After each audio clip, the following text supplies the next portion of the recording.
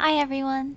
Valentine's Day is right around the corner, and today I want to share with you a super easy Pave Chocolate Ganache recipe. You may wonder, what does Pave and Ganache even mean? Pave is a French word for paving stones, and it is used to describe any rectangular or square-shaped food. And ganache means mixture of chocolate and cream, and because of the cream, the chocolate is extra creamy and literally melts in your mouth. For today's recipe, I'll be using Cho dark chocolate, and I'll be adding freeze-dried strawberries to make it extra special and fancy. With that, let's get started.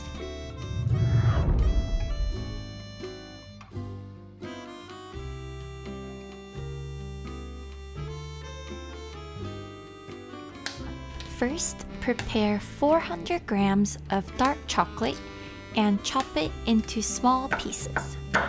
We're cutting it into small pieces so that the chocolate melts completely in the next step. Boil the water and pour it into a big bowl. Note that this bowl has to be just slightly bigger than the bowl that contains the chocolate. Now put the chocolate bowl on top of this so that the bottom surface touches the hot water. During this time, make sure that no water gets into the chocolate mix. This is super important. And then stir the chocolate until the chocolate melts completely. When it melts completely, let the chocolate rest on top of the hot water while we prepare the heavy whipping cream. Boil the heavy cream on medium heat until we see slight bubbles on the side. Pour the hot heavy cream into the chocolate bowl. Now we'll mix from the center until everything in the bowl has the same consistency.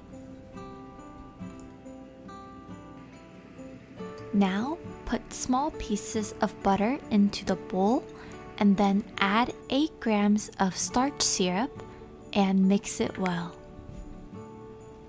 Here, you really want to make sure that the butter melts completely. Crush 20 grams of freeze-dried strawberries into small pieces and then mix it well.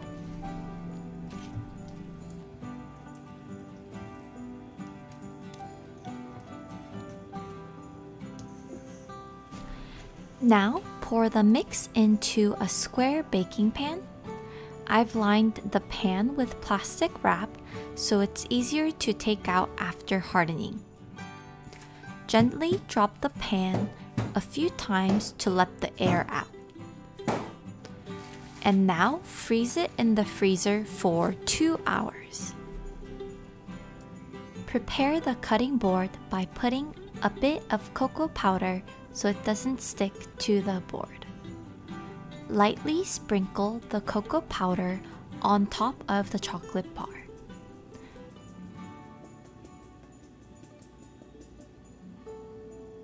Measure using a ruler and cut to your liking.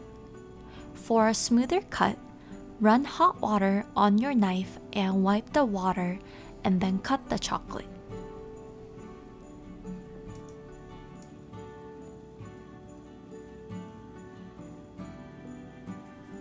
To make an even surface after you cut, sprinkle some more cocoa powder on the top.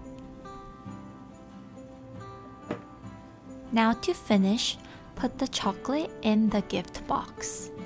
For storage, you can put it in the refrigerator for 3 to 4 days or freeze it up to a month. Well, that's it, and I hope you enjoyed this video and hope you have a happy Valentine's Day. Bye!